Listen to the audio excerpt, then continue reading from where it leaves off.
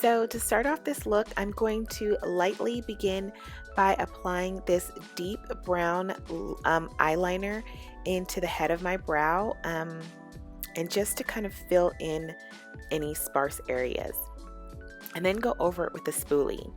So today, you guys, I am going to kind of start this look off from like the eyebrows. So I've already done my foundation and my powder and all that stuff, so I'm just going to really focus on kind of like eyes and then the rest of the face and lips later, and then a little bit of hair.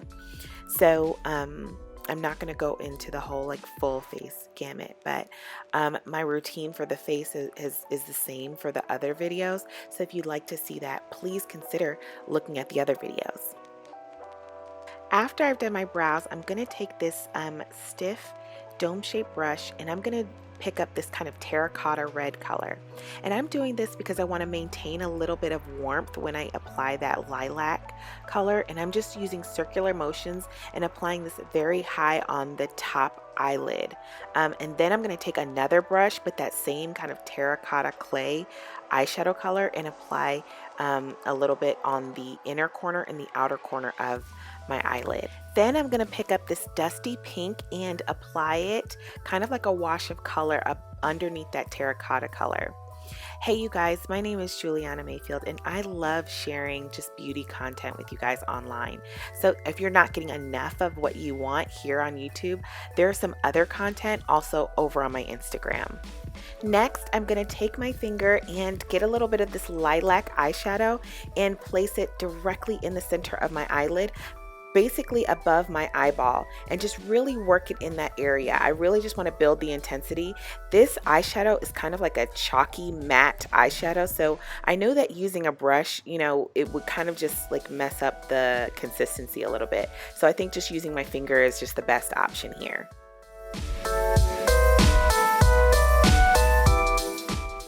Then I'm going to go back with that brush and just kind of blend out just the edges of that eyeshadow. This way I maintain the intensity, but it still gets a little bit of the blend.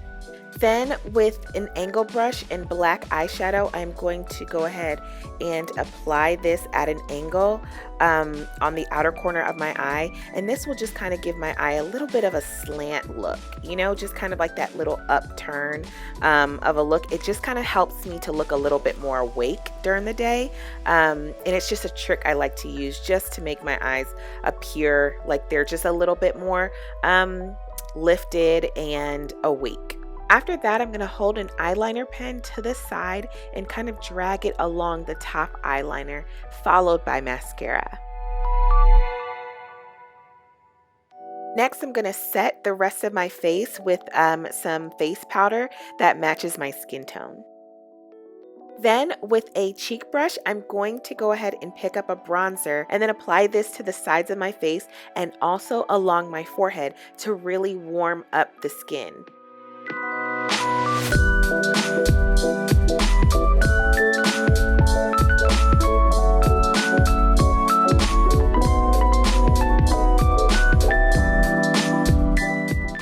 And then with the beauty blender, I'm just going to add a little bit of highlighting powder, and I'm going to add this to the top of my cheek and then blend it out in an oval direction. So I'm kind of going around the initial point where I applied the product and just blending that out seamlessly along my cheekbone.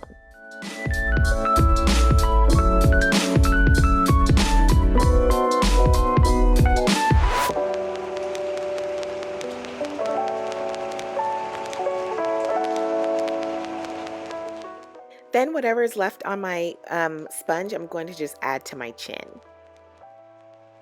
To give my eyes a little bit more enhancement, I'm going to add a little bit of a half lash to the outer corner of my eyelid on both sides. I have a video on how to apply half lashes, and I will link it above if you would like to try.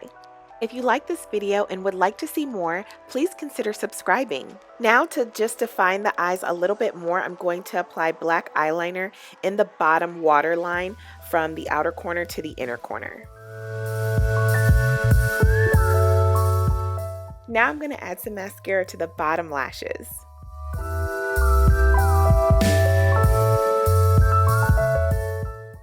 Now I'm going to add this deep nude lip liner that is a little bit darker than my skin tone, but not by much.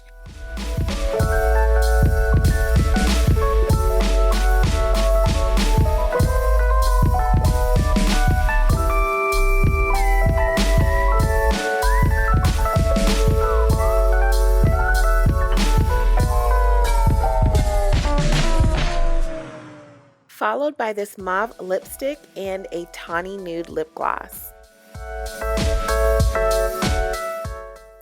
Now onto the hair. I sectioned it down the middle, but I did a deep side part just because that's my preference. And then I did a loose ponytail, and I did it with one rubber band, but I didn't like double knot it. I just kept it very, very loose. Then around that band, I took a little bit of the hair and wrapped it around it just to kind of, and then tucked it into the rubber band just to kind of hide the rubber band a little bit and give a little bit of a polished detail to the pigtail. I skipped about an inch and did it again to another section of hair, and then pulled out the hair just a little bit just so that it's not tight, and then it kind of has that little bit of a bubble look.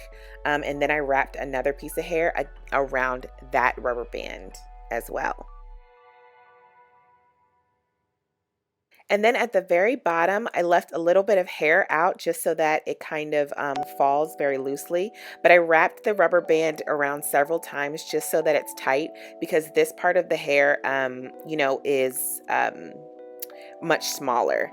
And then I pulled out some hair just so that it has more of that loose little like bobble portion to the pigtail. And that's the look, you guys. I hope you enjoyed this video and will join me for more. I will see you in the next video. Thank you for watching. See y'all next time. Bye, guys.